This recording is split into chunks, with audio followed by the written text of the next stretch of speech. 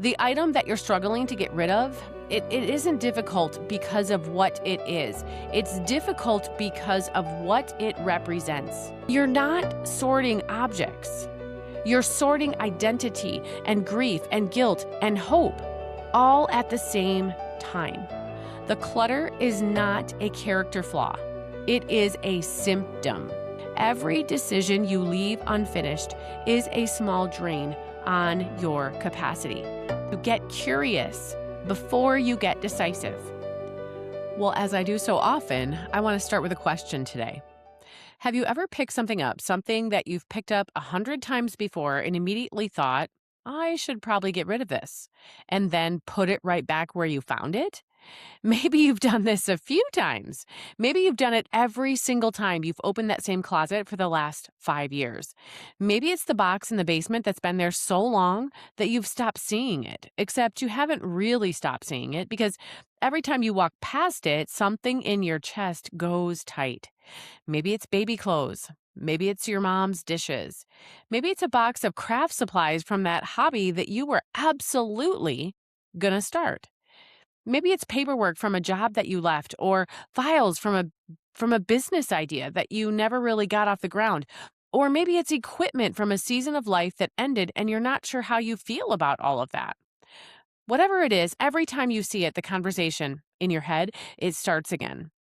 I need to deal with this. I should make a decision. Why haven't I handled this yet? And then nothing happens. The item stays. The guilt stays. The low-level mental noise stays. And you start to make it mean something about yourself. Maybe you're too sentimental. Maybe you're just disorganized. Maybe you're indecisive. Maybe you're the kind of person who can never finish what they start. And here's what I want to say to you before we go any further. None of those things are true. The reason you can't make a decision about certain items has nothing to do with organization. And once you understand what's really going on, everything changes. That's what today's conversation is all about. And so let's get into it. Well, if you've been following along and thinking, I need to go deeper, I need more, I want to invite you to something totally free that I've created. It's called Midlife Clutter Explained and Solved. This is my free Substack where every Tuesday I write a deeper unpacking of the real clutter that women are carrying. Not just the piles on the counter, but the mental load, the emotional backlog, the decision fatigue, the overthinking spirals. We break it down, we name it, we untangle it, and then on Fridays, I share a lighter post to help you reset your perspective before the weekend. Something that's grounding and clarifying and, of course, honest. If you've ever felt like your life looks fine on the outside but feels overloaded underneath, this is for you, and it's completely free. You can read it in 5 minutes or less, or you can sit with it longer if you choose. Just go to midlifeclutterhelp.com and subscribe to Midlife Clutter Explained and Solved. Because clutter isn't just about stuff, it's about capacity. And we're going to talk about it there. Well, hey, welcome to our clutter conversation today. So we have these clutter conversations every Tuesday, but the clutter we talk about is way more than just stuff. We talk about things like emotional clutter, invisible clutter, mental clutter, identity clutter, things you never even knew were clutter. We talk about it all here. And hey, I'm Jennifer Roskamp, and I am your host, and I'm a certified strategist and life coach, and I'm so glad you're here. And if you are not new here, you can probably hear there's a whole lot of sickness going on today. But you know what? Here we are. We're all about being real here, having the hard conversations. Yeah, I am fighting a cold from Bolivia, of all places, because my daughter was in Bolivia and she brought this thing home. So here we are getting through it. But if you're new to my conversations here, the conversations that I have are for midlife women who are essentially done feeling stuck, done surviving on fumes, and ready to actually lead their own lives, not just manage them. We talk about real stuff here. There is no toxic positivity. There is no surface level fixes. There is just honest conversations and practical tools that actually work in real life. And Again, if you've been around for a while, you know that this is a space where I don't pull punches. I call it like I see it. And today I'm going to call out something that I think most decluttering advice completely misses. Because I don't think clutter is actually about clutter. I think it's almost always about something deeper. And when we treat the stuff like the problem, we miss the whole point. We spin our wheels, we feel worse about ourselves, and the clutter doesn't actually go anywhere. And so today we're talking about emotional attachment, what it is, why it shows up in our stuff, and what it actually costs you when you leave it unaddressed. And at the end, I'm going to tell you about a workshop that I created that goes much deeper into all of this because I want to give you a real path forward, not just something to think about. So let's jump in. Well, I want to start with something personal first because I think it will set up everything that I'm about to teach you. A few years ago, I was going through a particularly hard season.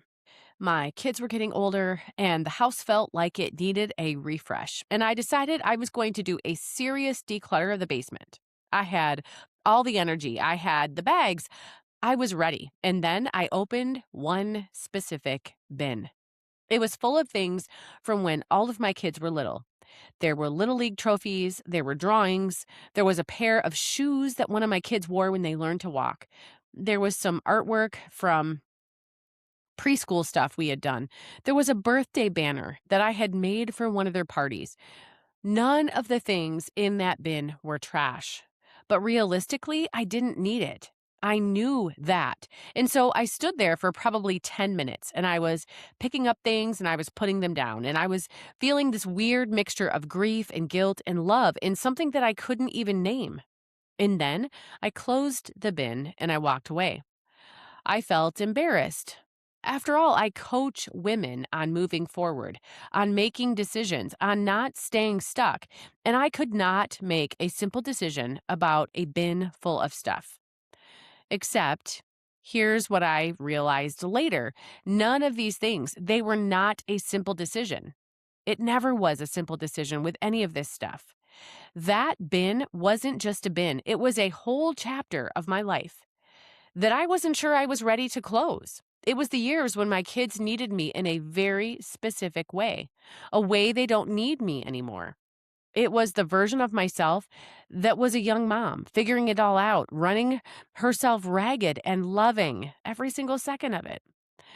The medals, they weren't just medals, they were memories. The shoes, they weren't just shoes. They were evidence that a season of my life, it mattered so much. And it happened. It happened. And when I understood all of that stuff, I stopped beating myself up for not being able to just make a decision. Because what I was actually navigating, it wasn't clutter. It was attachment. And those are completely different things. So here's the core thing I want you to take away from this conversation. The item that you're struggling to get rid of, it isn't difficult because of what it is. It's difficult because of what it represents. That's a completely different problem, and it requires a completely different approach. Think about it this way. An expired coupon, it doesn't feel heavy. You toss it without thinking. A broken phone charger, that's gone. There is not a second thought about it. A random coffee mug that you got at a conference 5 years ago, easy. It just goes in the donate pile. But your kids' baby clothes? Well, now that's different. Your mother's dishes, even the ones you don't use, even the ones you don't really like, that's different. The box of supplies from the hobby that you were going to start when you finally had time for yourself, the thing that you bought when you were trying to do something just for you, that's different. The difference isn't the object. The difference is the meaning attached to the object. Baby clothes represent a season of life. Your mother's dishes represent a relationship. Maybe one that's changed, maybe one that ended, maybe one that was complicated. What about the hobby that you never started? That hobby, it represents a version of yourself that you had hoped to become. It was a possibility. It was a dream that you put on hold to focus on other things. And when you now sit here and you try to make a decision about that stuff using the same logic that you would use for an expired coupon. Do I use it? Do I need it?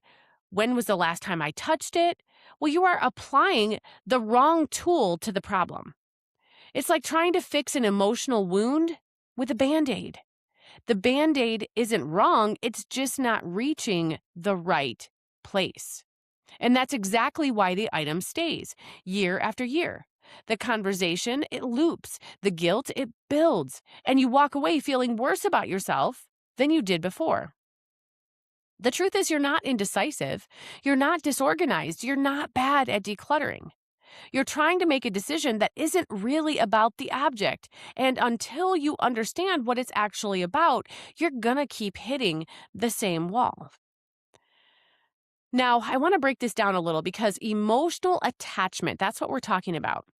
And emotional attachment to stuff isn't all the same. It shows up in different ways. And recognizing which one you're dealing with helps you understand what's really going on underneath. So the first kind of emotional attachment, let's call it a certain kind of grief. It's attachment. It's grief attachment. This is when an item is connected to a loss, the loss of a person, the loss of a season, the loss of a version of yourself or a life that no longer exists. Baby clothes, they often fall here. So do items that belong to people who have passed away. Items from a marriage that ended. Items from a career that you walked away from. Items from a home that you grew up in. Grief attachment doesn't mean that you're stuck in the past or that something is wrong with you. It means that the item is carrying the weight of something real that happened, something that mattered, and your nervous system, it knows it. So the second kind is identity attachment. This is when the item represents who you were or who you thought you were going to be. The guitar that you bought when you were going to finally learn. The running gear that you bought when you were going to finally get healthy. The art supplies, the sewing machine, the journal with 3 entries in it. These items can feel especially loaded because they're not just about a past season. They're about a version of yourself that you wanted to become and maybe still want to become, and maybe aren't sure that you'll ever actually become at all. So I want to sit with this one for a second because I think it hits a lot of midlife women particularly hard. See, in midlife, there's this really uncomfortable collision between who you thought you'd be by now and who you actually are. And for a lot of women, the stuff in the closet becomes a physical representation of that gap. The sewing machine isn't just a sewing machine, it's the creative woman that you are going to become once the kids were older. The exercise equipment, it's not just equipment, it's the version of you who is finally going to prioritize her health. The stack of books that you haven't read, that stack is not just books. It's the curious, intellectual woman that you've always wanted to make space for but never really had the time or the energy or the bandwidth or the capacity. And so letting go of these items can feel like admitting that version of you, it's not coming. And that's a kind of grief all on its own. It's this quiet, complicated grief that we don't talk about enough. And so instead of dealing with that grief, you keep the item. Not because you're going to use it, but because keeping it means the possibility, well, it's still alive. I'm not saying that that's wrong. I'm saying that it's worth understanding. Because sometimes the possibility is genuinely still alive. And the item serves as a real reminder of something that you still want to pursue. But here's the thing. Sometimes the item is just a way of avoiding the harder question. And the question is this: what do I actually want now? Not who I thought I'd be, not who I used to be, but who do I want to be in this season, with this life, with the energy and time and bandwidth and capacity that I actually have? Now that's a question that's worth asking. And the stuff in the closet will keep drowning it out until you finally ask it. So the third kind is guilt attachment. This is when you feel like getting rid of something, but you feel like doing so would mean something bad about you. You can't donate the treadmill because then you're officially the person who wasted money on a treadmill. You can't let go of the sentimental gifts because then, well, then you're ungrateful. You can't clear out you can't clear out, boy, that was rough. You can't clear out your kid's artwork because then you're the mom who doesn't value her kid's creativity. Grief attachment, it's sneaky because it disguises itself as either love or responsibility quite often. But what it's really doing is using the item as a way to manage your self image.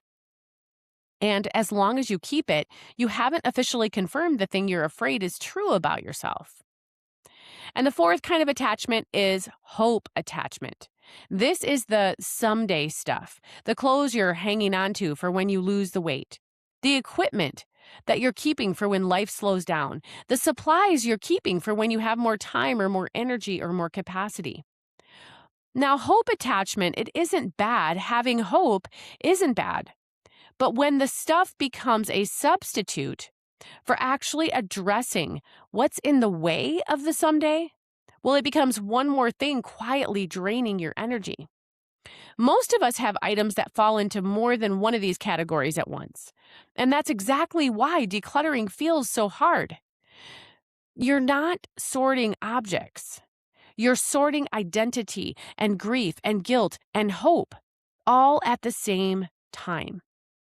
Well, if you've been following along and thinking, I need to go deeper, I need more, I want to invite you to something totally free that I've created.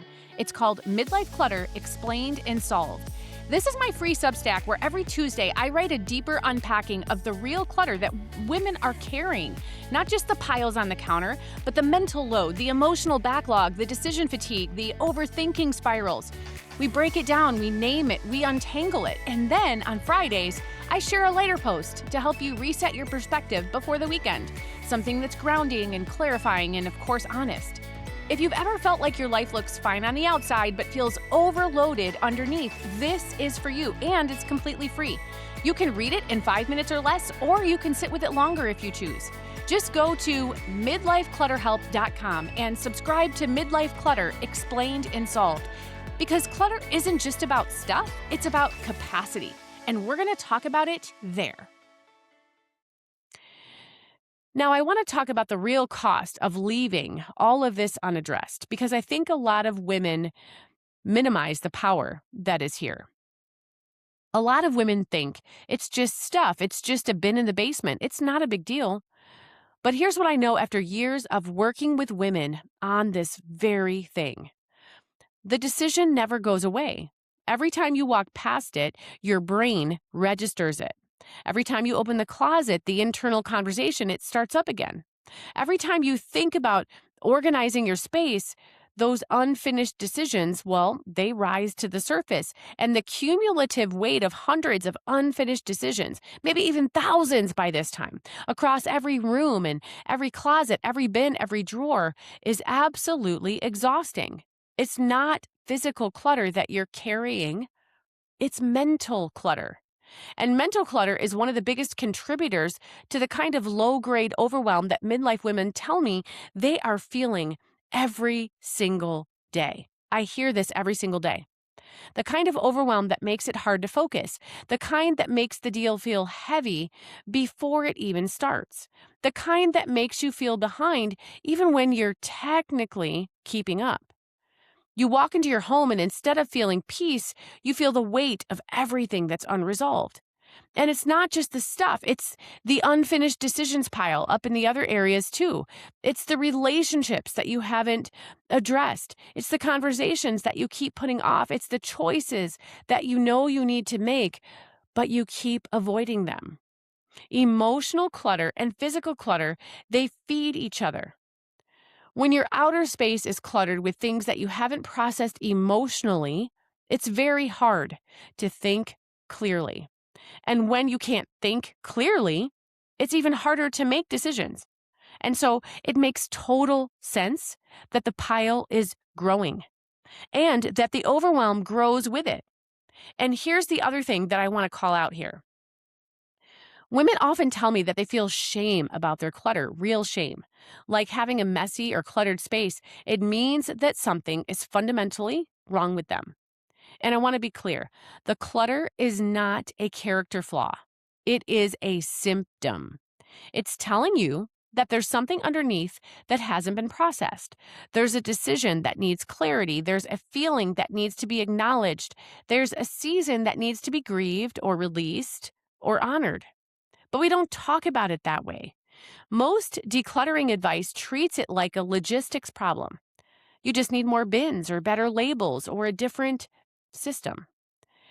And you try those things and they help, maybe temporarily, but then the clutter, it comes back because the root of the problem was never addressed. You are not a disorganized person. You are a person who is carrying more emotional weight than most decluttering advice is equipped to help you with.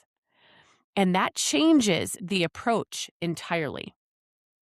So, let's talk about why the standard decluttering advice, it doesn't work. Now, again, I want to spend a few minutes on this because I think it's important. Most decluttering advice is built on a very logical framework. Things like, do you use it? Do you love it? Does it spark joy? Have you touched it in the last year? And I'm not saying that those questions are wrong. Hear me clearly. For practical stuff, those work fine. But they fail, and they fall completely flat when emotions are wrapped up in the mix.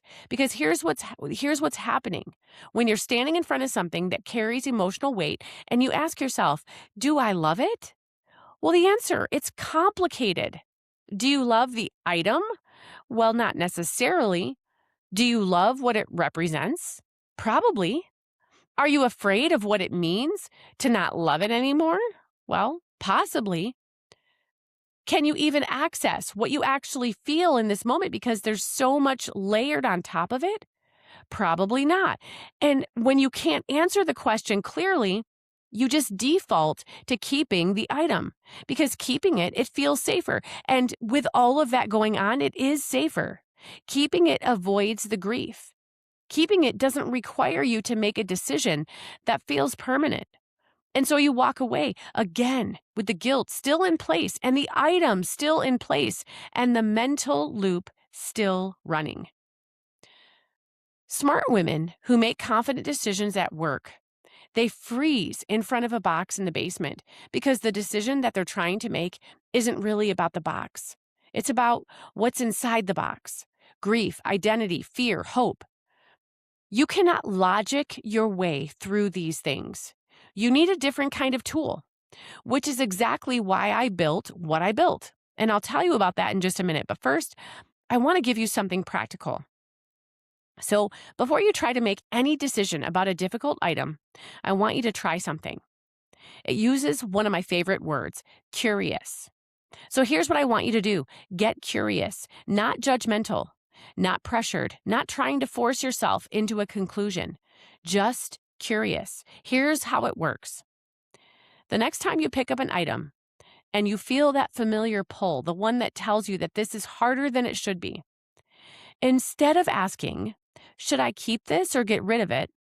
Ask these 3 questions. Question number 1, what does this item represent to me?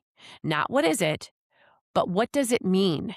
What season does it carry? What person does it remind you of? What version of yourself is it connected to? Just honestly answer that. Don't try to solve anything yet. Just notice what comes up. Question number 2, what emotion am I trying to avoid by keeping this? Now, this is the harder one, but it is the most important one. Are you avoiding grief? If you let it go, does it mean that the season is really over? Are you avoiding guilt? If you let it go, does it confirm something that you're afraid is true about yourself? Are you avoiding fear? If you let it go, are you closing a door that you're not ready to close? Just name it. You don't have to do anything about it right now or anything with it right now. You just have to name it. And question number 3, what would it feel like to make peace with this? Not necessarily let it go, but make peace with it. Because here's what I've learned. Sometimes making peace means letting it go. And sometimes making peace means keeping it intentionally with full awareness of what it represents and why it matters to you, and doing so without the guilt. Both are valid. Friend, the goal is not just to empty the bin. The goal is to make the decision from clarity instead of avoidance. And I want to say something else here too, because I think that this needs to be said. You are allowed to keep things. You are allowed to keep your mother's dishes even if you never use them. You are allowed to keep the baby shoes even if your kids are teenagers now. You are allowed to keep the things that bring you comfort or connection or joy, even if it doesn't make sense by some external standard of practicality. The problem isn't keeping things. The problem is keeping things on autopilot without ever actually choosing to keep the item, without ever examining what they mean or what they're there for, or what keeping them is doing to your mental and emotional space. There's a massive difference between saying, I'm keeping this because I've chosen to, because it matters to me, because I've thought about it, and this is what I want, and saying, I'm keeping this because I can't make a decision about it. And every time I try, I feel terrible. And so I'm just going to close the lid and walk away. One of those choices is intentional, and one of them is avoidance. And the thing about avoidance is that it always has a cost. Every decision you leave unfinished is a small drain on your capacity. Now multiply that by dozens of unfinished decisions sitting in closets and basements and bins and drawers all over your house. Now suddenly we don't have a small thing. There's a significant portion of your mental and emotional energy quietly leaking out of every single day with these things. Clarity. It doesn't come from thinking more about it. Clarity comes from understanding what's actually underneath and then moving forward from there. So here's where we are. You now understand that clutter isn't just a logistics problem, it could very well be an emotional one. You understand that the items you can't seem to let go of are carrying meaning, grief, identity, guilt, hope, and that no amount of bin buying or organizational systems will fix that. You understand that the unfinished decisions are costing you real energy, real mental space, real capacity. And you've got a starting point, the 3 questions, a place to begin getting curious instead of judgmental. But I also want to be honest with you. Understanding that emotional attachment exists in one thing. It exists in your understanding, but that's only one thing. Now, knowing how to actually work through it, to move from awareness to action, to make decisions from clarity instead of guilt or fear, that's a whole different thing. And awareness without action keeps you stuck just as surely as not knowing anything at all. So I want to invite you into something. I'm going deeper in everything that we talked about today in a workshop called Break Free from Emotional Attachment to Your Stuff. And it's designed to take you well beyond this conversation we're having here today. Inside this workshop, we're going much deeper. We're going to look at specific types of emotional attachment, the ones that I introduced today, and we're going to work through how to identify which one is at play for you and why. We'll explore the real reasons that certain items feel impossible to release, not the surface level reasons that you've been telling yourself, the actual reasons. We'll do work around grief, the identity questions, the guilt spirals that keep you locked in indecision. And I'm going to walk you through a process, a real practical process for moving from stuck to clear. Not cleared out, not perfectly organized, but clear on what you actually want your space to feel like. Clear on what you're actually holding on to and why.